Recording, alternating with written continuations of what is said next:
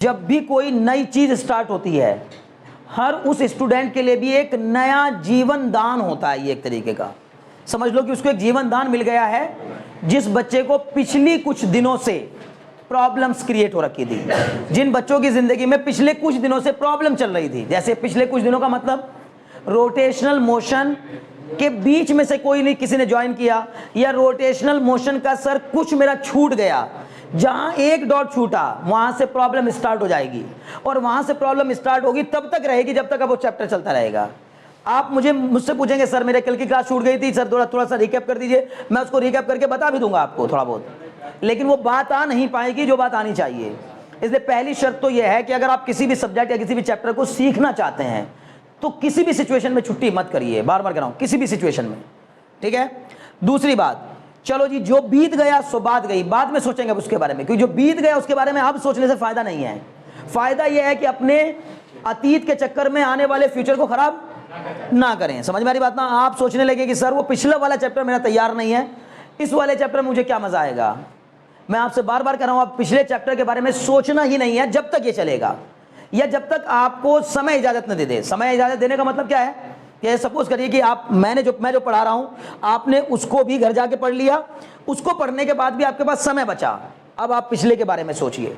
अगर जो मैंने आज पढ़ाया आप पहले उसको नहीं पढ़े, आपने सोचा कि नहीं सर ने जो क्लास में पढ़ाया वो तो सर ने पढ़ा दिया, मैं एक काम कर लेता हूं, मेरा जो पीछे का छूटा मैं वो पढ़ लेता हूं, क्लास में ये पढ़ लूंगा, घर पे वो पढ़ लेता हूं। आप ना इधर के रहेंगे ना उधर के रहेंगे। पहले बात सुन लीजिए, जरूरी शर्त यह है कि आपको जो मैं पढ़ा रहा हूं पहले उसको जाके रिवाइज करिए, उसके बाद भी समय बचे तो फिर पीछे के बारे में सोचिए। आज बात समझ में ना? तो बार बार आपको इतना सब क्यों बता रहा हूं, क्योंकि नई शुरुआत हो रही है और बहुत ही मजे की शुरुआत है। एक तो पहली बात, चैप्टर का नाम ही इतना बढ़िया है, इतना इंटरेस्टिंग चैप्टर है इसका कहना नहीं, बहुत इंटरेस्टिंग, बहुत क्यूरियस, ठीक है, ग्रेविटेशन। दूसरी बात, पार्ट 2 का ये पहला चैप्टर है, समझ में आ रही बात ना? तो इसका मतलब एक एरा खत्म हुआ है, एक युग का अंत हुआ है, एक नए युग की शुरुआत होने जा रही है। समझ में आ रही बात ना? ऐसे समझिए, ठीक है। तो हम इस नए युग के साथ नई चीजों को सीखेंगे बहुत मजे में, ठीक है ना। चैप्टर का नाम अगर एनसीईआरटी के हिसाब से देखें तो ग्रेविटेशन है, ठीक है ना, लेकिन हम इस चैप्टर में बहुत कुछ पढ़ेंगे। हमारे हिसाब से हम इस चैप्टर की शुरुआत केपलर्स के लॉ से करेंगे। हम पहले न्यूटन के लॉ की बात नहीं करेंगे, क्योंकि केपलर के तुरंत बाद फिर न्यूटन आ जाएंगे और बस फिर न्यूटन ही चलते रहेंगे, फिर पूरे समय वो ही रहेंगे। केपलर का थोड़ा सा मामला है तो उसको निपटा लेते हैं पहले, तो केपलर्स को पहले खत्म करके तब हम न्यूटन की तरफ जाएंगे। क्लियर है? और वो भी क्यों कर रहे हैं? क्योंकि केपलर्स ने जो बातें बताई है वो रोटेशनल मोशन से ज्यादा मिलती जुलती हैं। क्लियर है? बहुत अच्छे। तो सबसे पहला हमारे पास है इसमें पहला topic, Kepler's law of planetary motion, ठीक है ना, Kepler's law of planetary motion. अब प्लेनेटरी कह रहा है तो इसका मतलब है किसी एक प्लेनेट की बात नहीं कर रहा है, मतलब केवल अर्थ की बात नहीं कर रहा है। केपलर्स ने जब ये कहा कि Kepler's law of planetary motion, तो फिर वो समझिए कि वो किसी एक प्लेनेट की बात नहीं कर रहा है, वो सारे प्लेनेट्स की बात कर रहा है, ठीक है ना। क्लियर है इतनी बात? Planetary motion, okay. इसका मतलब ये मार्स पर जो ये लॉ हैं, ये जो लॉ हैं, ये मार्स पर भी एप्लीकेबल होंगे, अर्थ पर भी एप्लीकेबल होंगे, जुपिटर भी एप्लीकेबल होंगे, यूरेनस पर भी एप्लीकेबल होंगे, हर एक प्लेनेट पर ये लॉज एप्लीकेबल हैं। कमाल की बात देखो, अर्थ पे रहकर उसने इतने सारे प्लेनेट्स के बारे में बातें की और बड़ी जबरदस्त, बहुत काम की बातें की। बार बार आपसे कह रहा हूं मैं प्यारो, बहुत टाइम लगाया है साइंस को इतनी उन्नत किस्म, इतनी डेवलप्ड फेज में आने में। सबसे शुरुआती दौर में ये मिथ थी, ये एक मिथ थी। अब इसको मिथ क्यों कहा जाने लगा? उस टाइम तक मिथ नहीं थी ये, उस टाइम तक ये बड़ा लॉ था, बल्कि एक सार्वभौमिक सत्य, यूनिवर्सल ट्रूथ माना जाता था। क्या? कि ये जो सन है ये अर्थ के चारों तरफ चक्कर लगा लगा के अर्थ को एनर्जी प्रोवाइड करता है। ये अर्थ, ये सन का काम है। सन को अर्थ के कंपैरिजन में छोटा माना गया, बौना माना गया, बहुत हल्का माना गया। बोले ये क्या है? अर्थ ही सब कुछ है, सबसे बड़ा पिंड अर्थ है, ये माना जाने लगा सबसे बड़ा ऑब्जेक्ट दुनिया में क्या है? अर्थ है, और उस अर्थ के चारों तरफ सन चक्कर लगा रहा है। जबकि फिर इसके बाद है ना, निकोलस कोपरनिकस ने आकर के इस थ्योरी को क्या किया? गलत साबित कर दिया, ठीक है ना। उन्होंने कहा कि ये सोच आपकी गलत है कि सन जो है वो अर्थ के चारों तरफ चक्कर लगा रहा है, बल्कि सन जो है वो अपनी जगह पर स्थिर है और अर्थ जो है वो चक्कर लगा रही है, सन के चारों तरफ रोटेट कर, रिवॉल्व कर रही है। क्लियर है? और निकोलस कोपरनिकस की इन बातों को बहुत सारे लोगों ने नकार दिया। उसी दौर में गैलीलियो ने भी नकार दिया। गैलीलियो नाम के एक बड़े साइंटिस्ट हुआ करते थे उस दौर में, उनके बड़ी नाम था, उसका बड़ा नाम था उन समय है ना। ये अलग बात है कि उन्होंने बहुत ज़्यादा बड़े बड़े लॉज उनके नहीं छपे हैं किताबों में, लेकिन उन्होंने जो बातें की हैं वो बहुत ऊंचे लेवल की हैं। क्लियर? उन्होंने उसकी बात को शुरुआत में नहीं माना, लेकिन बाद में धीरे धीरे गैलीलियो उसकी बात को इतना मानने पर मजबूर हो गए कि उन्होंने अपनी थ्योरीज भी बदलकर या अपने दिमाग के विचारों को बदलकर किसकी, निकोलस कोपरनिकस की बातों को मानना शुरू कर दिया और कहा कि हाँ ठीक है, मैं ये मानता हूं कि अब अर्थ अपनी जगह पर स्थिर नहीं है, अर्थ ही चक्कर लगा रही है और सन अपनी जगह पर रुका हुआ है, स्टेट में रेस्ट में है, मतलब कुल मिला के। ठीक है, लेकिन तब तक भी बस इतनी ही बातें सामने आई कि अर्थ जो है वो चक्कर लगा रही है। ये नहीं पता लगा पाए कि वो चक्कर लगा रही है तो किस पाथ को फॉलो कर रही है, सर्कुलर पाथ को फॉलो कर रही है या एलिप्टिकल पाथ को फॉलो कर रही है। तो बहुत दिनों तक यही सोच बनी रही लोगों की कि सर्कुलर पाथ को फॉलो करती है, जबकि ऐसा नहीं था। इसी मिथ को आकर तोड़ा किसने? केपलर ने। तो केपलर ने सबसे पहला लॉ दिया कि सर अभी तक दुनिया में जितने लोग भी ये मानते आ रहे हैं कि अर्थ जो है वो सन के चारों तरफ एक सर्कुलर पाथ में ट्रेवल करती है, ये उनकी बहुत बड़ी भूल है। बल्कि सही मायनों में अर्थ जो है वो सन के चारों तरफ एक इलिप्टिकल पाथ को फॉलो करती है। जिस इलिप्स की हम अभी बात कर रहे थे उसी इलिप्स की बात कर रहा था वो भी, ठीक है ना। क्लियर रहती बात? Kepler's law of planetary motion में तो पहला लॉ क्या है, अभी पहले इसको लिखे आप, है ना। पहला लिखेंगे लॉ ऑफ ऑर्बिट। 3 लॉ दिए थे, उन 3 में से एक लॉ है क्या? Law of orbit. ठीक है, और लिखिए लॉ ऑफ ऑर्बिट के बारे में, लिखें लॉ ऑफ ऑर्बिट। केपलर्स के 3 लॉ हैं, उन 3 में से पहला लॉ है लॉ ऑफ ऑर्बिट। लिखें इट स्टेट्स दैट, ये लॉ क्या कहता है, लॉ ऑफ ऑर्बिट क्या कहता है? It states that each planet revolve, it states that each planet revolve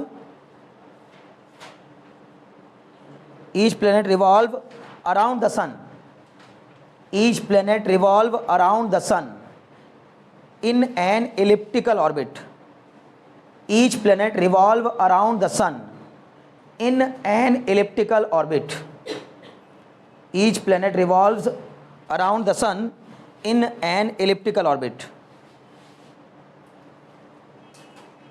with the sun, comma लगा के लिख सकते हैं, comma, with the sun at one focus of the elliptical path, with the sun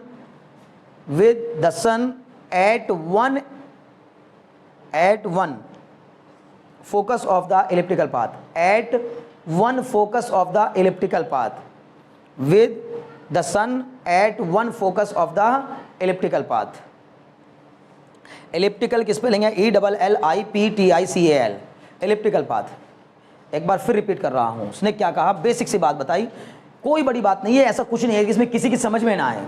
क्या कहा कि सन के चारों तरफ अर्थ रिवॉल्व करती है, सन के चारों तरफ अर्थ रिवॉल्व करती है, किस रास्ते को फॉलो करते हुए? एक एलिप्टिकल पाथ को, एक एलिप्टिकल रास्ते को फॉलो करते हुए। अब सवाल आपके सामने, कुछ बच्चों के सामने उठेगा, सर ये एलिप्टिकल पाथ कैसा होता है? इस शेप को बच्चों इलिप्स कहते हैं हम लोग, ठीक है ना, इस तरह के शेप को इलिप्स कहते हैं। क्लियर है? हाँ, कोई बात नहीं, बहुत बढ़िया, very good, I like such student, ठीक है ना, आपको आता, अच्छी बात है। ये एलिप्टिकल पाथ है, इस तरह के पाथ को हम लोग क्या कहेंगे? एलिप्टिकल पाथ कहेंगे। और बेहतर बनाया जा सकता था, इससे अच्छे हम लोगों ने डायग्राम बना के छोड़ दिए मैथ्स में, ठीक है ना, ठीक है, ये कुछ और बेहतर लगा पहले से, एलिप्टिकल पाथ, ठीक है। हालांकि ये ऐसा नहीं है कि इधर चोंच रहेगी सर, इधर थोड़ा सा ये दिख रहा है, लेकिन ये बिल्कुल एग्जैक्ट एक जैसा होता है, ठीक है। और इस एलिप्स के 2 फोकस होते हैं, एक फोकस यहाँ होता है, एक फोकस यहाँ होता है। इस फोकस, इन 2 फोकस की खासियत ये होती है कि इन दोनों फोकस के बीच की, इन दोनों फोकस से किसी एक पर्टिकुलर पॉइंट की जो दूरियों का सम होता है वो हमेशा कांस्टेंट रहता है, कांस्टेंट, नहीं समझे? मतलब जैसे ये एक फोकस है और ये एक फोकस है, इन दोनों फोकस से, जैसे ये एक पॉइंट लाई कर रहा है, यहां पे अर्थ है हमारी, बहुत ध्यान सुनिएगा, अर्थ इस पाथ पे कहीं भी रहे, हमारी अर्थ इस पाथ पर कहीं भी रहे, इस रास्ते पर कहीं भी रहे, भाई अर्थ यहां तो रहेगी नहीं, अर्थ तो लगातार चल रही है, तो ऐसे रिवॉल्व करती रहती है, ऐसे चक्कर लगाती रहती है। यहां पर कौन बैठा है? सन। लेकिन खास बात फोकस की ये होती है कि इस फोकस, इन दोनों फोकस से अर्थ किसी भी पॉइंट पे हो, यहां हो, यहां हो, यहां हो, यहां कहीं भी हो, इस पॉइंट से उसकी दूरी नापें और इस पॉइंट से उसकी दूरी नापें, हर बार हर जगह सेम आएगी, मतलब दोनों की दूरियों का जो सम आएगा वो सेम आएगा। क्लियर रहती बात?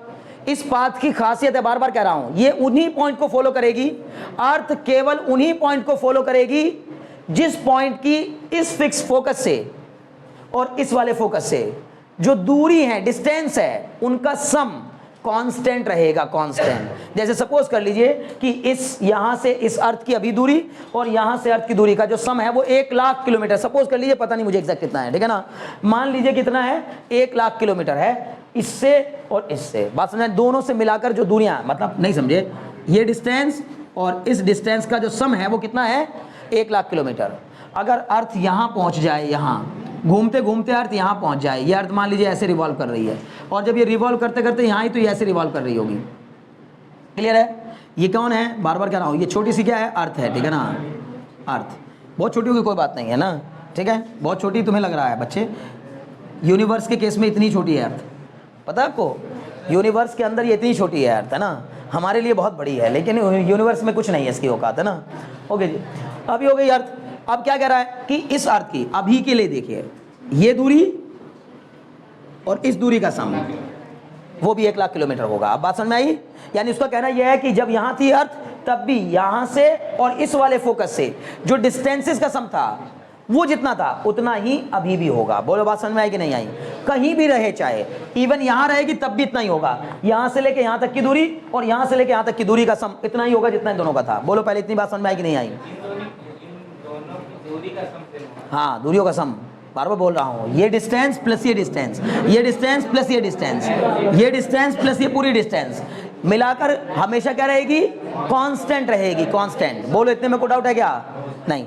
अब रही बात इसकी फिजिक्स में, सर ये सब पूछा जाएगा क्या हमसे, नहीं पूछा जाएगा, जानकारी हो गई, पता चल गया, अच्छी बात है। नहीं भी ज्यादा दिमाग में घुस रहा है वाले बच्चों के, चक्कर में ना पड़ो, बस इतना दिमाग लगाओ कि अर्थ सन के चारों तरफ एक एलिप्टिकल पाथ को फॉलो करते हुए रिवॉल्व करती है, इससे ज्यादा कुछ और जानने की जरूरत नहीं है। बोलो इतने में कोई डाउट हो तो बढ़े आगे, बहुत अच्छे, मतलब इस एलिप्टिकल पाथ को फॉलो करती है, ठीक है। और उसमें सन कहाँ रहता है, सन कहाँ रहता है, उस एलिप्टिकल पाथ के एक फोकस पर रहता है।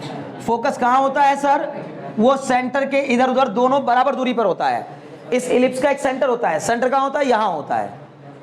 इन दोनों फोकस का मिड पॉइंट सेंटर होता है, दोनों फोकस का मिड पॉइंट सेंटर होता है, एलिप्स का सेंटर। तो ये सेंटर हो गया यहां पर, ठीक है ना। लेकिन हमें इन सब की जरूरत नहीं है फिजिक्स में, बार बार बोल रहा हूं मैं आपको, ठीक है ना। फिजिक्स में सबकी जरूरत नहीं, बस इतना जान लेना भर काफी है कि ये जो हमारी अर्थ है जो घूम रही है ये एलिप्टिकल पाथ को फॉलो कर रही है। उस एलिप्टिकल पाथ में सन उस एलिप्स के एक फोकस पर है, किसी एक फोकस पर। अब कोई सवाल करे कि सर क्या ये रोड बनाया गया है, ऐसा कोई रोड नहीं बना है, इमेजिनरी लाइन है, ये एक इमेजिनरी पाथ है, समझ गए ना, समझ में आ रही बात, एक इमेजिनरी पाथ है। ऐसा कुछ नहीं है कि वो हमने बना के घेरा बना के दिया हुआ अर्थ को पहले से कि इसी घेरे पे चलना है, वो तो हमारा हाथ में थोड़ी ना, वो तो नेचुरल है। ये तो ना किसी इंसान ने ऐसा किया, नेचुरली इस पाथ को फॉलो करती है। ये क्या गजब है कहानी, समझ गए ना, नेचुरली इस पाथ को फॉलो करती है। और केवल अर्थ नहीं करती, सारे प्लेनेट। अब केवल ये भी मत सोच बैठना कि आपने एक बात बनना है, अच्छा ये तो सब बातें सर अर्थ के लिए कर रहे हैं। हम अर्थ के लिए क्यों कर रहे हैं, क्योंकि अर्थ पे रहते हैं तो हम अर्थ के बारे में बात कर रहे हैं। अदरवाइज केपलर के जो लॉ थे वो सभी प्लेनेट के लिए थे। तो यानी कि जितने भी प्लेनेट हैं वो सन के चारों तरफ इलिप्टिकल पाथ को फॉलो करते हुए रिवॉल्व करते हैं और उस इलिप्टिकल पाथ के एक फोकस पर सन लाई कर रहा है। बोलो इतने में कोई डाउट हो तो बढ़ जाए आगे, बहुत अच्छे। सेकंड लिखिए, लॉ ऑफ एरिया। दूसरा लॉ क्या है, law of area, law of area, ठीक है। लॉ ऑफ एरिया बहुत इंपॉर्टेंट है, ये भी पहले लिख लीजिए फिर समझाता हूं, ठीक है। लिखिए, the position vector of the planet, law of area, the position vector of the planet from the sun, the position vector of the planet from the sun, the position vector of the planet from the sun, that is ऐसा करके लिखते हैं IE, that is the line joining the planet to the sun, the line joining the planet to the sun।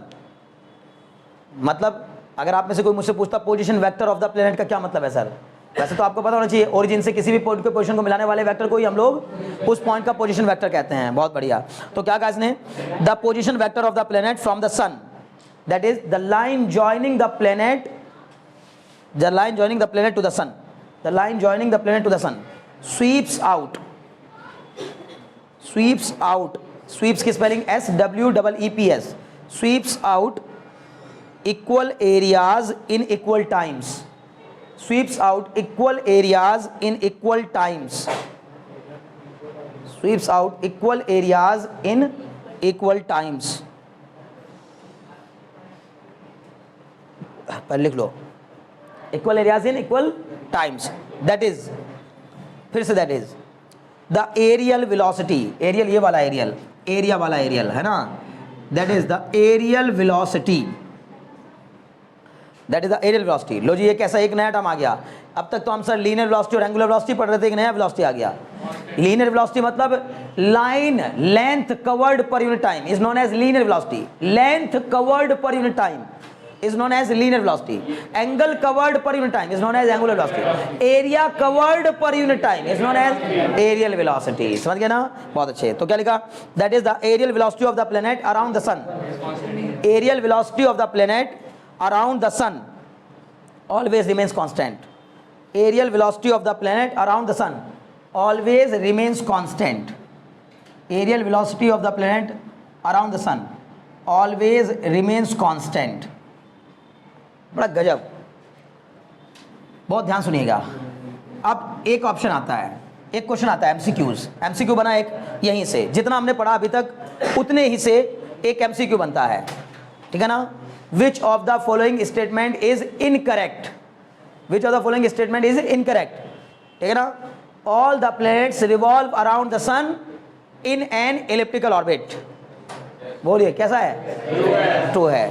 The areal velocity of the planet is always remains constant. True है.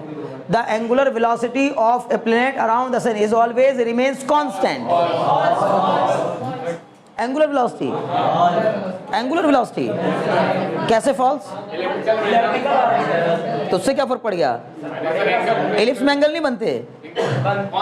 सन के चारों तरफ तो 360 degree का angle अभी भी बनेगा. Angular velocity constant नहीं होती है, ये तो सही बात है, पर आप सही रीजन नहीं दे पा रहे हैं मुझे. एंगुलर वेलोसिटी कांस्टेंट क्यों नहीं होती है? पहली बात, ये स्टेटमेंट आपने बोला तो सही है कि ये फॉल्स है, लेकिन ये स्टेटमेंट फॉल्स इसलिए है क्योंकि बच्चे एंगुलर वेलोसिटी कांस्टेंट इसलिए नहीं होती है कि सर बाहर से अर्थ पर कोई एक्सटर्नल टॉर्क अप्लाई नहीं हो रहा है. मतलब क्या हो गया? There is no any external torque applied on the earth. Earth पर बाहर से कोई एक्सटर्नल टॉर्क अप्लाई नहीं हो रहा है. और अगर बाहर से एक्सटर्नल टॉर्क मतलब कोई उसे बाहर से घुमाने वाला नहीं है, बाहर से मतलब कोई ताकत नहीं, कोई इंजन नहीं है, कोई देवता नहीं खड़े हैं जो अर्थ को लगातार क्या कर रहे हैं? घुमा रहे हैं. कोई इंसान नहीं है. समझ रहे हो ना मेरी बात? कोई इंसान, कोई इंजन, कोई मशीन, कोई इनविजिबल ताकत या कुछ भी नहीं.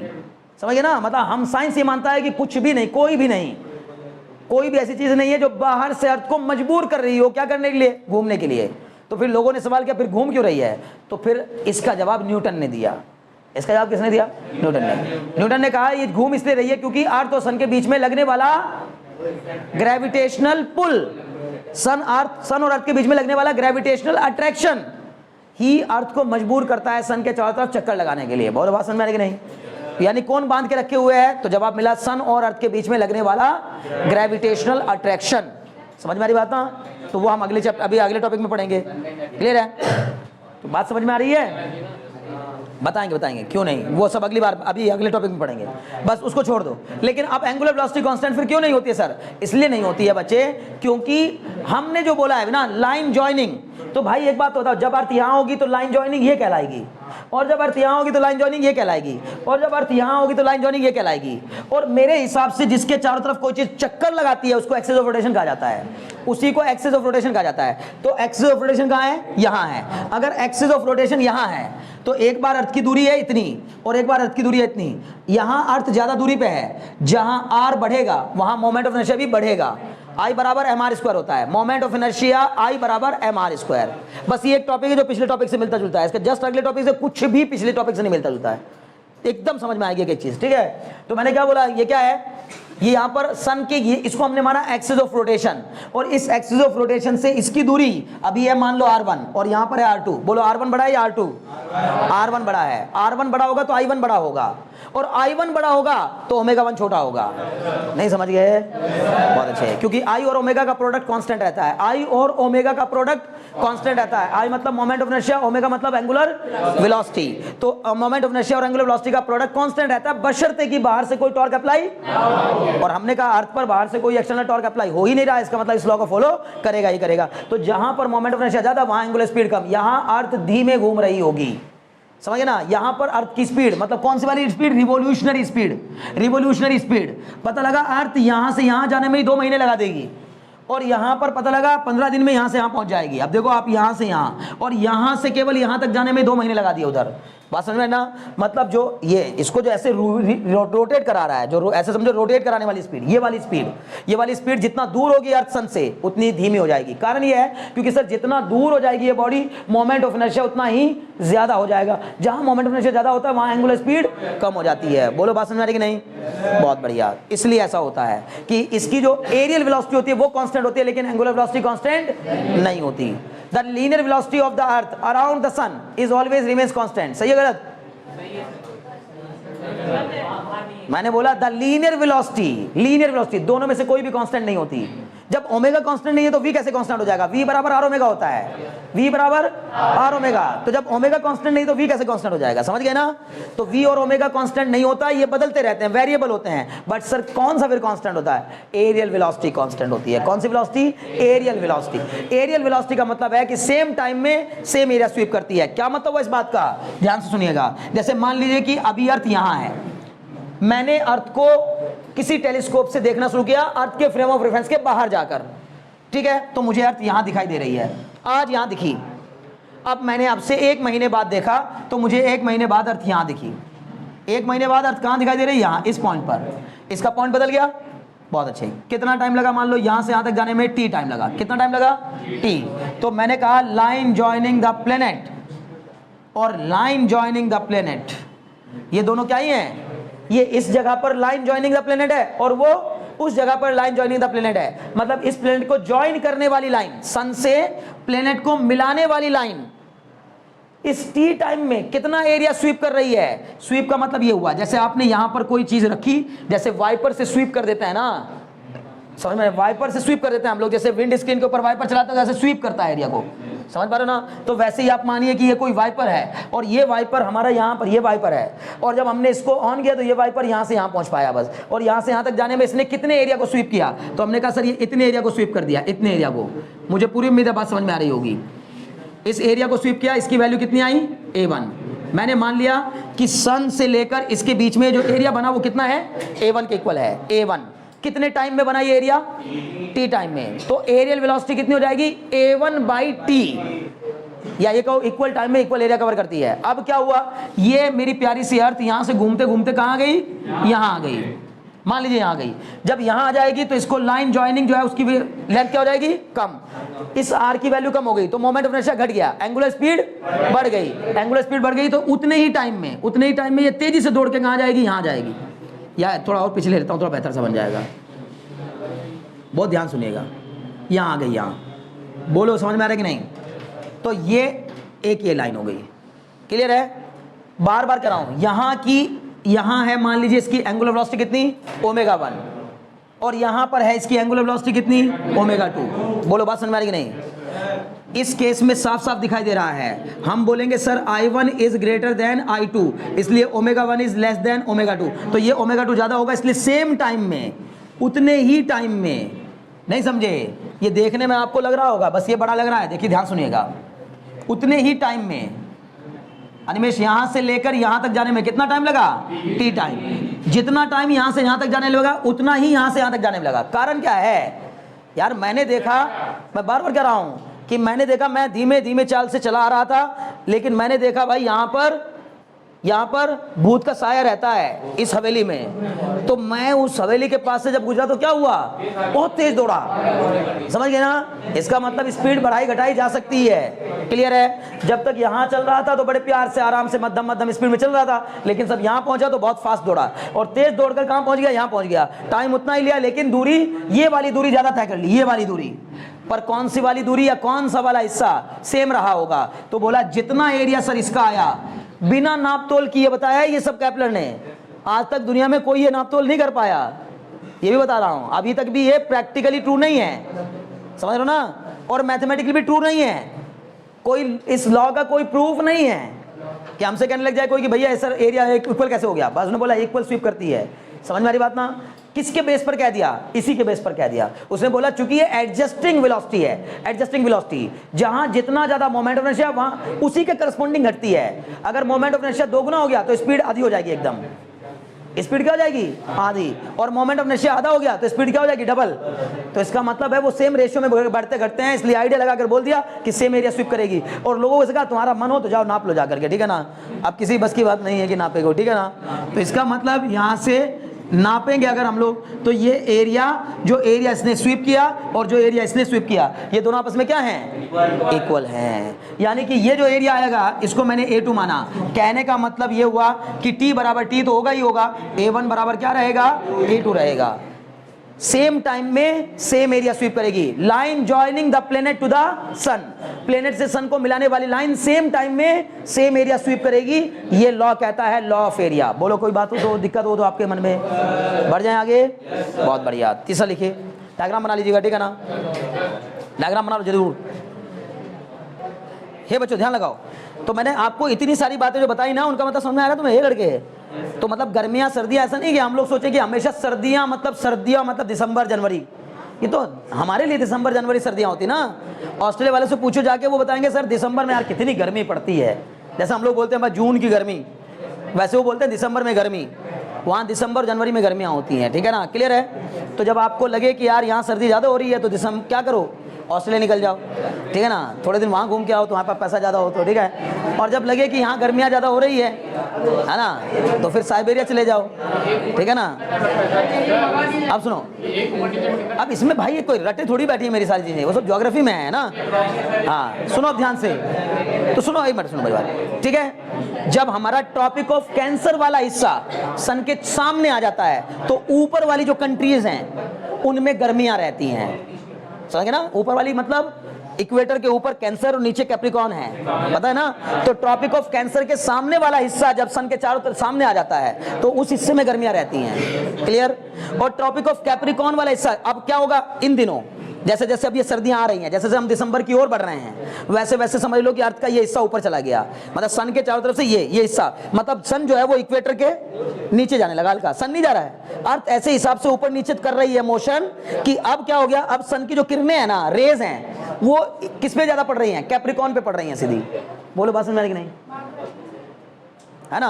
कैप्रिकॉर्न समझ लो ना, किस पे पड़ रही हैं, कैप्रिकॉर्न पे। तो अब कैप्रिकॉर्न पे अगर पड़ रही होंगी तो इसका मतलब जितने लोग नीचे रहते हैं इक्वेटर के नीचे, अब उनको गर्मी मिल रही होगी। अब बोलेंगे हमारे यहाँ गर्मियों का सीजन शुरू हो गया, हमारे यहाँ सर्दियों का सीजन शुरू हमारा हो गया, कारण क्योंकि हम ऊपर आ चुके हैं, क्लियर है? अब ये नहीं कि सर अगर ऐसा है तो फिर हमारे यहाँ सन तो, अरे भाई उतनी रेस तो, उतनी सनलाइट तो हमारे यहाँ मिलेंगी, लेकिन हम कहते ना कई बार किसी दिन कि भाई बहुत सारे दिन ऐसे गुजरेंगे अभी सर्दियों में पूरे दिन सूरज नहीं दिखेगा।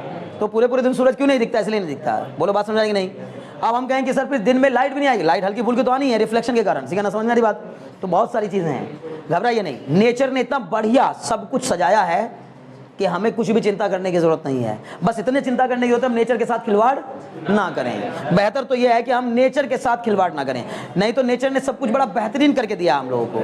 हमें सब चिंता करने की जरूरत नहीं, गर्मी कैसे आएंगी, सर्दियाँ कैसे आएंगी, बहुत बढ़िया सब कुछ था।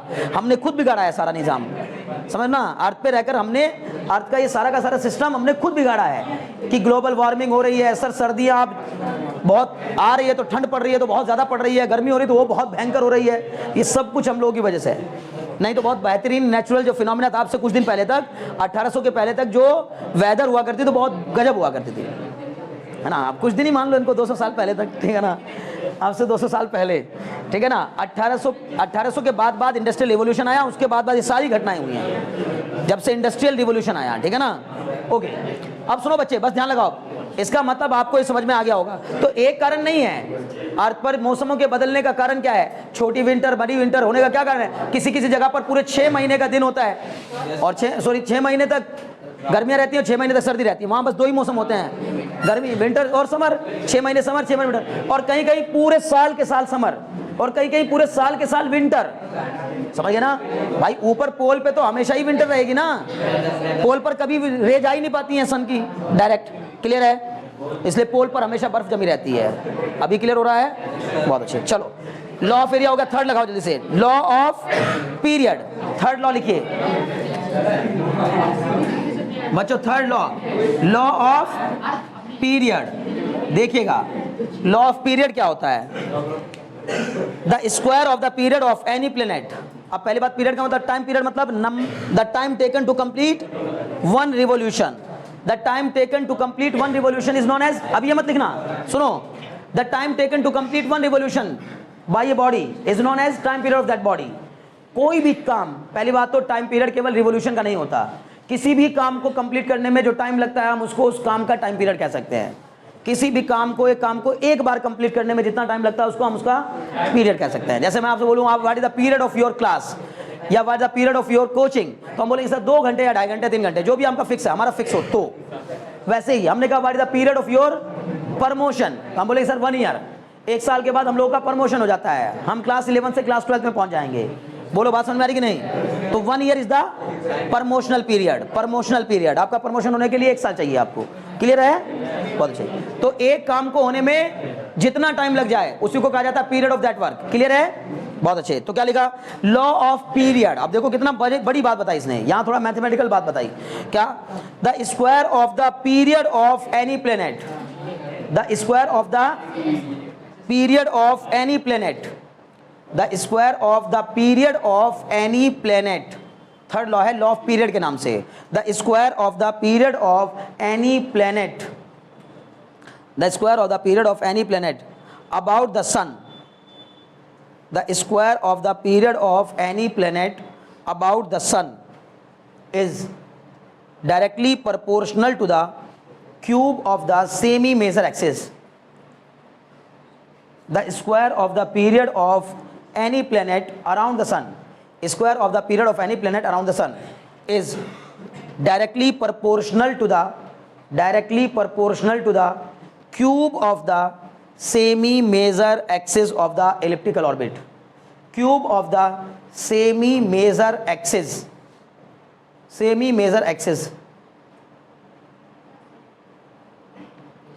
of the elliptical orbit. Semi-major axis of the elliptical orbit. अब देखो मैंने आपको बताना था, हम लोग मैथ्स में तो बहुत बार वर्ड यूज किए हैं, ये सेमी मेजर एक्सिस और मेजर एक्सिस। किसे कहते हैं मेजर एक्सिस और किसे कहते हैं माइनस एक्सिस। इस इलिप्टिकल पाथ की ना बच्चों, इस इलिप्टिकल पाथ की इस वाली एक्सिस को कहा जाएगा क्या? Major axis. इस वाली एक्सिस को कहा जाता है मेजर एक्सिस, और इसी के परपेंडिकुलर जो ये बनती है ना ये वाली, इसको कहा जाता है minor axis. Minor axis, major और माइनर, जैसे उसमें पढ़ा करते थे सर्कल में, major arc minor arc, major segment minor segment, वैसे ही मेजर एक्सिस और माइनर एक्सिस। अब पहली बात, एक खास बात मैंने जो आपको बताई थी कि इस फोकस से इसकी दूरी और इस फोकस से इसकी दूरियों का जो सम है वो कांस्टेंट रहेगा, और वो कांस्टेंट भी कितने के इक्वल होता है? हमेशा इस सेमी मेजर एक्सिस के इक्वल होता है। बताया था ना, बता चुका हूं ना ये बात कि ये इतने के इक्वल होता है हमेशा। कितनी दूरी रहेगी? यहां से यहां की दूरी और यहां से यहां की दूरी का जो सम होगा वो हमेशा यहां से लेकर यहां तक की दूरी के इक्वल होगा। इसी को कहा जाता है मेजर एक्सिस की लेंथ। मेजर एक्सिस की लेंथ, और मेजर का आधा मतलब सेमी मेजर, मेजर का आधा मतलब सेमी मेजर, आधा मेजर एक्सिस। इसका मतलब इस पूरी मेजर एक्सिस का जो आधा होता है, यानी कि कितना, लगभग इतना, इसके क्यूब के डायरेक्टली प्रोपोर्शनल होता है टाइम पीरियड का स्क्वायर। मतलब एक प्लेनेट को एक चक्कर लगाने में जो टाइम पीरियड लगेगा ना, उसका स्क्वायर उस प्लेनेट की सन से जो दूरी है, एवरेज डिस्टेंस है सही मायनों में, उस एवरेज डिस्टेंस के स्क्वायर के, इसको एवरेज डिस्टेंस के क्यूब के डायरेक्टली प्रोपोर्शनल होगा। लेकिन हम एवरेज डिस्टेंस नहीं यहाँ यूज कर रहे हैं, क्या यूज कर रहे हैं? Semi major axis. आपको इतना याद रखना है, उस सेमी मेजर एक्सिस की लेंथ हमने कितनी मान ली? मान लो r। तो यहां से क्या हो जाएगा? if t is the time period, if t is the time period and r is the length of semi major axis, length of semi major axis, ठीक है ना, semi major axis. Then according to this law T square is directly proportional to R cube. बोलो बात समझ में आ रही कि नहीं, ये इसका लॉ था। डायरेक्टली प्रोपोर्शन किसान को जब इक्वलिटी में बदलने की कोशिश करते हैं तो एक कांस्टेंट आ जाता है, तो टी स्क्वायर बराबर के आर क्यूब, ये बन गया इक्वेशन। टी स्क्वायर बराबर के आर क्यूब, बस इतना ध्यान रखना है। दूसरी बात, के क्या है, where K is constant, very good, where K is constant of proportionality, where K is constant of proportionality. Okay, अब बताओ अगर मैं आपसे कहूं T1 स्क्वायर, बताओ T1 का स्क्वायर कितने के इक्वल होगा? अगर कोई दो प्लेनेट हो तो किन्हीं दो प्लेनेट के लिए ऐसे लिख सकता है, यहां लिखता हूं for any two planets, किन्हीं दो अलग अलग प्लेनेट्स के लिए T1 का स्क्वायर बराबर के R1 का क्यूब और T2 का स्क्वायर बराबर के R2 का क्यूब। नहीं समझे? तो बताओ दोनों को अगर डिवाइड कर दूं तो क्या आएगा बच्चों आंसर? T1 का स्क्वायर अपॉन T2 का स्क्वायर बराबर के R1 का क्यूब अपॉन के R2 का क्यूब। के से के कैंसिल, क्या बन के आएगा फॉर्मूला? T1 का स्क्वायर अपॉन T2 का स्क्वायर बराबर R1 का क्यूब अपॉन R2 का क्यूब। ये फॉर्मूला बन के आएगा, मुझे पूरी उम्मीद है बात समझ में आ रही होगी। T1 का स्क्वायर अपॉन T2 का स्क्वायर बराबर R1 का क्यूब अपॉन R2 का क्यूब। इतने में कोई डाउट है? नहीं, सिंपल सा फॉर्मूला है, बना के लिख लीजिए जल्दी से इसको, जितनी तेजी से हो सके। ठीक है, देखो ध्यान लगाओ, समझ गए ना? ये इसको भूलना नहीं भाई, T1 का स्क्वायर अपॉन T2 का स्क्वायर बराबर R1 का क्यूब अपॉन R2 का क्यूब, क्योंकि केपलर के लॉ में बस यही मैथमेटिकल फॉर्मूला है, बाकी कुछ मैथमेटिकल नहीं है। इस पर न्यूमेरिकल आने के पूरे चांस हैं कि टाइम पीरियड का जो स्क्वायर होता है वो सेमी मेजर एक्सिस की लेंथ के क्यूब के डायरेक्टली प्रोपोर्शनल होता है। उम्मीद है बात समझ में आ रही होगी। छोटा सा एक न्यूमेरिकल करेंगे तुरंत साथ के साथ। भाई इतनी देर ना लगाओ बच्चों, भाई मुझे कुछ और भी पढ़ाना है, जल्दी करिए। ओके चलिए एक न्यूमेरिकल करेंगे छोटा सा, फिर देखेंगे कि आपको क्या समझ में आया। लिखिए, calculate the period of revolution of Kepler's के लॉ मेरे हिसाब से आपकी समझ में आ गए होंगे अच्छे से। चलिए, calculate the period of revolution of Neptune, calculate the period of revolution of Neptune. ठीक है ना? Calculate the period of revolution of Neptune. Okay, calculate period of revolution of Neptune around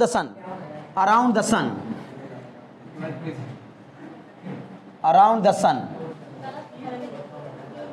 given that diameter of its orbit is 30 times। अब देखिए, अच्छा एक और बात है खास, हमने मानी इलिप्टिकल ऑर्बिट है, लेकिन जितने भी न्यूमेरिकल करेंगे सब ये मानते हुए करेंगे सर्कुलर ऑर्बिट है। अब देखो कितनी बड़ी बीमारी है ये, कारण क्योंकि इलिप्टिकल ऑर्बिट को पहली बात तो बस मान लिया गया कि हाँ बेहतर ये बात है, क्योंकि रीजनिंग मिल गई ना उससे। भाई इलिप्टिकल होने से फायदा मिला कि ये पता चल पाया कि अच्छा हाँ ठीक है, सर्दियां क्यों होती है, गर्मियां क्यों होती है, विंटर का टाइम इतना क्यों होता है, सर्दियों गर्मियों का टाइम इतना क्यों होता है, दूरी पर रहने पर ये इन वाले देशों में इस टाइम क्यों हो रही है गर्मी, समझ लो ना? तो रीजनिंग इलिप्टिकल पाथ से ही फॉलो हो रही है। सर्कुलर होता तो सब कुछ सिमेट्रिक होता, अगर ये पाथ सर्कुलर होता तो सब कुछ सिमेट्रिक होता, ठीक है ना? लेकिन ऐसा सिमेट्रिक तो नहीं है, इसलिए क्या हुआ कि इलिप्टिकल पाथ को मान लिया गया है। लेकिन फिर भी हम जितना भी कुछ करेंगे आगे यही मानते हुए करेंगे कि यार जो है वो सन के चारों तरफ घूम रही है एक सर्कुलर ऑर्बिट में। डायमीटर बोला उसने, इसीलिए तो क्या बोला, calculate the period of revolution of the Neptune around the sun given that diameter of its orbit, given that diameter of, है ना, diameter of its orbit is 30 times the diameter of earth orbit around the sun, 30 times the earth orbit around the sun, ठीक है ना? Earth orbit around the सन, हाँ वही बात है ना भाई। 30 times the diameter of earth orbit, 30 times the diameter of earth orbit, diameter of earth's orbit, okay, around the sun, both the orbit। अब बाद में लिख दिया कि एज्यूम कर लीजिए the sun both orbits being assume to be circular, मान लीजिए कि दोनों ऑर्बिट कैसी हैं, सर्कुलर, उससे कोई फर्क नहीं पड़ता। अब सर्कुलर हैं तो जाहिर सी बात है कि डायमीटर ही उनकी मेजर एक्सिस हो गई और सेमी मेजर एक्सिस की रेडियस हो जाएगी। बोलो बात समझ आ रही कि नहीं? उसने कहा कि बताओ नेपच्यून का टाइम पीरियड कितना होगा। पहली बात तो आप मुझे अर्थ का ही टाइम पीरियड बताओ, अर्थ का टाइम पीरियड कितना है सन के चारों तरफ? सर पूरा 1 ईयर, पूरा 1 ईयर, कंप्लीट 1 ईयर।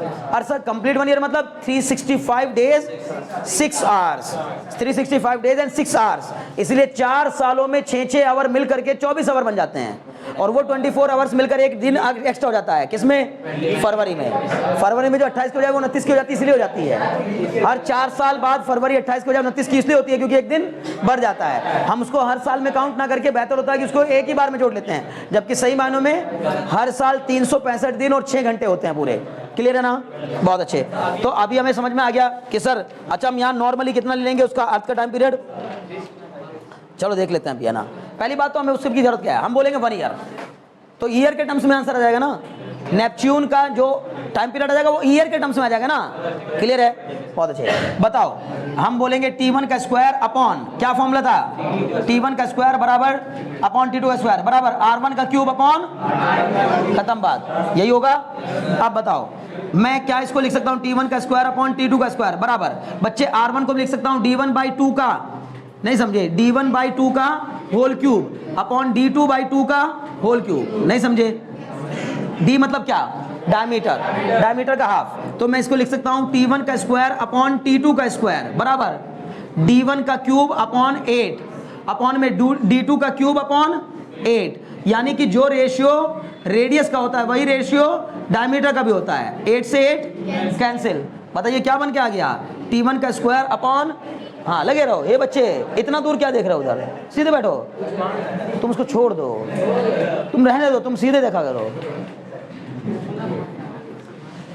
क्या होगा बताओ? D1 का क्यूब, D1 अपॉन D2 का क्यूब, ठीक है ना। या छोड़ो, ऐसे भी नहीं करते, बस यही लिखो वैल्यू इज इक्वल टू में कितना जाएगा? D1 का क्यूब अपॉन D2 का क्यूब। D1 की वैल्यू, D1 मतलब अर्थ, अर्थ का क्यूब, हम अर्थ को ले रहे हैं ना 1 और नेपच्यून को ले रहे हैं सेकंड। अर्थ के लिए हम फर्स्ट और नेपच्यून के लिए सेकंड लिख रहे हैं। ये हो गया अर्थ, ये हो गया नेपच्यून, समझ लो ना। बहुत अच्छे। तो D1 का क्यूब अपॉन D2, D2 कितना दिया है? 30 टाइम्स ऑफ D1, तो उसका क्यूब कर देंगे। बोलो बात समझ में आई कि नहीं? सब मिला जुला कर क्या बनेगा बच्चों? ये बन जाएगा T1 का स्क्वायर अपॉन T2 का स्क्वायर बराबर D1 का क्यूब अपॉन 30 का स्क्वायर मतलब 27 के आगे कितनी जीरो? 3 जीरो होंगी ना। अरे भाई 30 जा, यानी 30 इंटू 30 900 इंटू 30 2700, 27,000 ही होगा। 900 इंटू 30 तो 27,000 इंटू में कितना? D2 का क्यूब, सॉरी D1 का क्यूब, ये D1 हो चुका ना। अब ये क्या हो गया? कैंसिल। यहाँ क्या बचा? 1। तो हम बोलेंगे सर ये बच गया T1 का स्क्वायर अपॉन T2 का स्क्वायर बराबर 1 अपॉन 27,000। बोलो बात समझ में आई कि नहीं? मुझे T2 की वैल्यू निकालनी है या T1 की वैल्यू? T2 की वैल्यू। तो सर मैं करूंगा क्रॉस मल्टीप्लिकेशन, ये चला जाएगा उधर, T2 का स्क्वायर बराबर हो जाएगा सर 27,000 टाइम्स ऑफ T1 का स्क्वायर। तो सर T2 की वैल्यू हो जाएगी अंडर रूट 27,000 इंटू T1 का स्क्वायर। ये हो जाएगा सर T2 बराबर, इसको मैं सर ऐसे ही रहने दूंगा 27,000 और T1 को बाहर निकाल लूंगा। कोई मुझे 27,000 का स्क्वायर रूट बताएगा? क्या इसका स्क्वायर रूट निकालना आता है आपको? निकाल बताओ जल्दी से, कोई दिक्कत नहीं, निकाल बताओ। कितने लोगों को स्क्वायर रूट निकालना आता है देखेंगे। हाँ दिमाग ठीक है कि नहीं? 16 नहीं आएगा गधे, 164 आएगा। बार बार याद दिला रहा हूँ, नहीं समझ रहे हो, इधर ध्यान दो। चलो जिन जिनको नहीं आता वो आ जाओ, 8th क्लास में वापस जाओ, एडमिशन ले रहे, ठीक है ना। 27,000 का मुझे क्या करना है? स्क्वायर रूट निकालना है। 8 में है स्क्वायर एंड स्क्वायर रूट, ठीक है। अगर किसी की 8 में फीस मार रखी है तो दे दो आप, है ना, जा करके। तभी नहीं आ रहा है। देखो क्या होगा बोलो? पीछे से 2 0, मतलब हमेशा पेयर कहां से बनाए जाते हैं? पीछे से। तो पीछे से पेयर बनाएंगे, एक पेयर ये रहा, एक पेयर ये रहा, और जब एक सिंगल बचता है तो उसको एक ही पेयर लेते हैं, उसको सिंगल को डबल नहीं कर लेते। अब कैसे करेंगे? 1 1 जा 1, 2 में से 1 गया 1, ऊपर से क्या उतार लिया? एक पेयर। 1 का जस्ट डबल यहां हो जाता है, पता है ना, इसका डबल यहां लिखा जाता है। अब 2 के आगे ऐसा क्या लिखें जिससे कि यहां लिखे और यहां लिखे, उसका मल्टीप्लाई करने पर भी ये इससे कम आए। तो सर हम बोलेंगे सर 6 देखिएगा, 6 6 जा 36, कैरी 3, 6 2 जा 12 और 3 15, ये आ गया। 10 में 6 गया 4, 6 में 5 गया 1, 14, ऊपर से एक पेयर उतार लिया पूरा, क्लियर। अब ये जो 16 आया उसका डबल यहाँ आएगा, 16 का डबल कितना 32, 32। 32 के आगे यहाँ क्या लिखूं और यहाँ क्या लिखूं ताकि इससे छोटा आए। तो सर 3 चौके 12 और 3 पंजे 15, तो अगर मैंने यहाँ 5 लिख दिया तो 300 पंजे 1500, तो इससे ज्यादा ही आएगा। तो 5 तो नहीं जा सकता सर, 4 तक जा सकता है। तो सर ये 4 और ये 4, तो 4 4 जा 16 का 6 कैरी 1, 4 2 जा 8 और 1 9 का 9 कैरी, बोलो ना भाई 9 का 9, 4 2 जा 8 और 1 9, 9 का 9 कैरी नहीं होता, फिर बोलो ना कि नहीं होता सर, ठीक है ना। तो 4 3 जा 12, कितना आएगा 10 में 6 गया 4, 9 में 9 गया 0, फिर बताओ यहाँ कितना पक्का। अब यहाँ पॉइंट लगाएंगे, यहाँ 2 0 बढ़ाएंगे, यहाँ 2 0 बढ़ाएंगे। अब 164 का डबल, बोलो ना 164 का डबल 328, 328। उसके आगे यहाँ क्या लिखे और यहाँ क्या लिखे ताकि इससे कम आ जाए। सर अगर मैंने 3 3 जा किया तो 9000 से बड़ा, इससे भी बड़ा आ जाएगा 10,400 से, तो सर 2 ले लेता हूँ। तो 2 से यहाँ किया, 2 से यहाँ कर दिया, बहुत हो गया बस। अब कह सकते हैं कि पॉइंट के बाद हमने 1 लिखा है, बस कितना आ गया 164.2, समझ में आई बात ना। तो यहाँ से T2 की वैल्यू कितनी आई 164.2 टाइम्स ऑफ T1। क्या बताया इसने आपको, T1 क्या है, what do you mean by T1? T1 is the time period of earth, time period of earth. तो बताओ नेपच्यून का टाइम पीरियड अर्थ के टाइम पीरियड का 164 गुना होगा, लगभग 164 गुना, मतलब हमारी अर्थ का 1 साल जितना होता है ना उसका 164 गुना। जब हमारी अर्थ पे 164 साल पूरे हो जाते हैं तब जाके नेपच्यून का एक चक्कर कंप्लीट होता है, समझ में आ रही बात ना। मतलब 2 पीढ़ियां गुजर जाती हैं, समझ गए ना। यहां सैकड़ों साल होने पर जब 164 साल कंप्लीट हो जाते हैं अर्थ के, मतलब उतने ही दिनों में अर्थ सन के चारों तरफ 164 से ज्यादा चक्कर लगा लेगी, 164 चक्कर तो पूरे कर लेगी पक्का, जितने दिन में नेपच्यून सन का सिर्फ 1 चक्कर कंप्लीट करेगा। बोलो बात समझ में आई कि नहीं। इससे यही तो सीखे हम लोग, ठीक। ऐसा क्यों हो रहा है, बोलो ऐसा क्यों हो रहा है। सर नेपच्यून तो बहुत बाहर है, समझ गए ना, उसकी ऑर्बिट की रेडियस बहुत ज्यादा है सर, बहुत बड़ी ऑर्बिट है जो उसको कवर करनी पड़ रही है। अर्थ को चक्कर लगाना पड़ रहा है ये, उसको चक्कर लगाना पड़ रहा है ये, बात समझ में आ रही ना। तो जितनी बड़ी ऑर्बिट होती है उतना ज्यादा टाइम लगेगा। तो इसलिए नेपच्यून की चूंकि ऑर्बिट बहुत बड़ी है, 30 गुनी ऑर्बिट है, जितनी अर्थ की ऑर्बिट है उसके 30 गुनी ऑर्बिट है। लेकिन अर्थ की 30 गुनी ऑर्बिट होने से टाइम पीरियड पे देखो कितना फर्क पड़ गया, टाइम पीरियड लगभग 5 गुना हो गया, समझ में आ रही बात ना। ऑर्बिट 30 गुनी है, 30 भी नहीं, 30 का भी 5 गुना, 30 का भी 5 गुना, वैसे तो 164 हो गया। क्लियर है, ऐसे समझना है। जब ऐसे पढ़ोगे ना मजा आएगा यार, क्या गजब बात बताई हमने। मतलब यहाँ बैठे बैठे हमने पता कर लिया, ये झूठ नहीं है, ये भी मैं आपको बता रहा हूँ, समझ गए ना। ये सच है कि हम यहाँ बैठे बैठे जान सकते हैं कि नेपच्यून का 1 साल कितना बड़ा होगा। तो जब अगर कोई तुमसे, अगर नेपच्यून से कोई एलियन तुमसे मिलने आ जाए और वो बोले कि यार मैं ना 2 साल का हूँ, यार 2 साल के हो, बोला हाँ 2 साल का हूँ यार। तो बोला भाई तुम 2 साल के हो, तुम तो मेरे दादा परदादा पता नहीं कौन से दादा उससे भी बड़े हो गए, क्योंकि नेपच्यून की 2 साल की उम्र, उनका तो 1 साल ही इतना बड़ा होगा ना भाई, वो उनके लिए तो 1 ही साल इतना बड़ा होगा ना, हमें ही तो 164 साल लग रहे हैं, लेकिन नेपच्यून का तो वो 1 ही साल पूरा हुआ ना बस। क्योंकि 1 ईयर हमने किसको बोला, एक टाइम पीरियड को 1 ईयर कहा हमने अर्थ के लिए, तो वैसे ही नेपच्यून का 1 ईयर कितना हो गया, इतना हो गया। तो वहां 2 साल का कोई आदमी नेपच्यून पे, वहां के नेपच्यून के 2 साल का कोई आदमी मतलब लगभग 328 साल का होगा। नहीं समझे, समझ गए, ओके। मुझे पूरी मेरी बात समझ में आ गई होगी पक्का, बहुत अच्छे। चलिए नेक्स्ट डालिए, न्यूटन्स लॉ ऑफ ग्रेविटेशन। क्या बताओ बच्चे, न्यूटन्स लॉ ऑफ ग्रेविटेशन, बता दो इसको, बहुत अच्छे। नेक्स्ट डालिए जल्दी से, Newton's law of gravitation, Newton's law of gravitation. चलो जी, केपलर्स की मामले खत्म, केपलर्स की कहानी खत्म, ठीक है। अब बात आती है न्यूटन्स लॉ ऑफ ग्रेविटेशन की। सब जानते हैं न्यूटन्स के लॉ ऑफ ग्रेविटेशन को, है ना। मुझे पूरी उम्मीद है कि इसको आप जानते होंगे, पहले से 9th क्लास में पढ़ा है, ठीक है। क्या कहा था न्यूटन ने, बहुत ही गजब का लॉ है भाई। न्यूटन ने कहा इस यूनिवर्स में रहने वाली हर 2 बॉडीज या हर एक बॉडी अनदर बॉडी को क्या करती है, अट्रैक्ट करती है। इस यूनिवर्स में रहने वाली हर एक बॉडी दूसरी बॉडी को अट्रैक्ट करती है, मतलब हर एक बॉडी एक दूसरी बॉडी को अट्रैक्ट करेगी, यानी 2 बॉडीज के बीच में पक्का फोर्स ऑफ अट्रैक्शन लगेगा, और अट्रैक्शन ही लगेगा बस, सिर्फ रिपल्शन नहीं लगता है। अकॉर्डिंग टू न्यूटन दो बॉडीज एक दूसरे को हमेशा अट्रैक्ट करती हैं, रिपेल नहीं करती। समझ में आ रही बात ना? पहले तो ये बैठा लो दिमाग में कि न्यूटन ने कहा क्या था, ठीक है ना? क्लियर है? बहुत अच्छे। क्या लिखा, हेडिंग क्या डाला? Newton's law of gravitation. लिखिए according to this law, according to this law, according to this law every body in this universe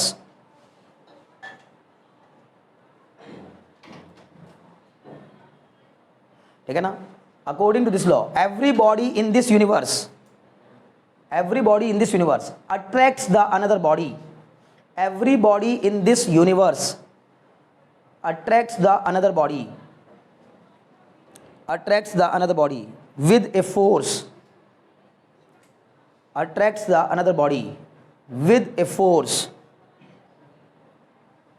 with a force, comma लगा के लिखिएगा, कॉमा लगा के, with a force which is directly proportional to, which is यानी वो force कितने के equal होता है या किस तरह से बताया उसने, which is उस फोर्स के बारे में बातें की, which is directly proportional to, which is directly proportional to product of their masses, which is directly proportional to product of their masses, and which is directly proportional to product of their masses and inversely proportional to, very good, radius नहीं बोलते, गलत बात, inversely proportional to the square of the distance between them। बेटा कर दूंगा अगर ऐसे बोलोगे। रेडियस कहाँ से हो गई? वो मेरे और तुम्हारे बीच की दूरी को रेडियस कहोगे? गलत बात, मेरे और तुम्हारे बीच की डिस्टेंस है। क्या लिखा? And which is directly proportional to, लिखिए which is directly proportional to product of their masses and inversely proportional to square of the distance between them, square of the distance between them. Clear है? बहुत छोटी सी बात है, मतलब clear है? पहली बात बार बार कर रहा हूं, दो बॉडीज के बीच में लगने वाला फोर्स ऑफ अट्रैक्शन उनके मासेस पे डिपेंड करता है। बताओ, greater is the mass of the bodies, larger will be the force of attraction. सही है गलत? सही है। Greater is the mass, greater is the mass of the body, दोनों बॉडीज का मास अगर ज्यादा होगा तो उनके बीच में अट्रैक्शन भी ज्यादा लगेगा, अगर मासेस कम होंगे तो अट्रैक्शन भी कम लगेगा। Greater will be the distance between the two bodies, laser will be the force of attraction. सही है? Very good, laser will be the force of attraction. बहुत अच्छे। अगर ये बात क्लियर समझ में आ रही तो फिर कुछ बचा नहीं है, यही है छोटा सा लॉ, ठीक है ना? 9th क्लास में पढ़ा है हमने। तो अगर इसको हम थोड़ा सा ऐसे लिखें, consider two bodies of masses, consider two bodies of masses, consider two bodies of masses m1 and m2 are kept, consider two bodies of masses m1 and m2 are kept at a distance, kept at a distance r apart। मान लो कि कोई दो bodies हैं m1 m2 मास की, जो कि एक दूसरे से कितनी दूरी पे रखी हैं? r दूरी पे रखी हैं। देन ठीक है ना? The force of attraction, the force of attraction, the force of attraction F between them, the force of attraction F between them is given by, between them is given by, मतलब क्या कहा उसने कि F is directly proportional to m1 m2 and F is inversely proportional to r square। ये होगी पहली equation, ये होगी दूसरी इक्वेशन। कंबाइनिंग 1 and 2, आर क्या है? इन दोनों के बीच की डिस्टेंस है। ए बॉडी का मास m1 है, बी बॉडी का मास m2 है, दोनों के बीच की दूरी r है। तो हम इन दोनों को अगर कंबाइन कर देंगे तो क्या बोलेंगे? कंबाइनिंग इक्वेशन 1 and 2, 1 और 2 को कंबाइन किया तो f is directly proportional to m1 m2 upon R square. बच्चों डायरेक्टली प्रोपोर्शन के साइन को जब भी इक्वलिटी में बदलते हैं हमेशा एक कांस्टेंट इंट्रोड्यूस होता है, तो इसका मतलब f is equal to g m1 m2, इनके इस डायरेक्टली प्रोपोर्शनल के साइन को इक्वलिटी में बदला तो एक कांस्टेंट आ गया g m1 m2 upon R square, where g is constant, where g is constant and it is known as, ये किस नाम से जाना जाता है? Universal gravitational constant, universal gravitational constant. Very good, ठीक है। क्या आप में से कोई मुझे बताएगा जी की वैल्यू कितनी होती है? Capital G equal to very good. 6.67 into 10 की power -11 newton metre square per kg square. ये हो गया आपका कैपिटल जी। मुझे पूरी उम्मीद है बात समझ में आ रही होगी, पक्का? अरे भाई यहाँ तक क्लियर हुआ क्या? बहुत अच्छे। यहाँ से कल यहीं से चर्चा शुरू होगी। ये मत सोचेगा कि ये कुछ हो गया मेरा, अभी ये टॉपिक शुरू ही हुआ है बस, और इसका मैथमेटिकल कहानी समझाकर मैं छोड़ दिया, लेकिन इस पर डिस्कशन नहीं हुआ है। कल यहीं से डिस्कशन स्टार्ट करेंगे। आज की क्लास मुझे लगता है इतना काफ़ी है, ठीक है ना? Now you can leave the class and you can enjoy.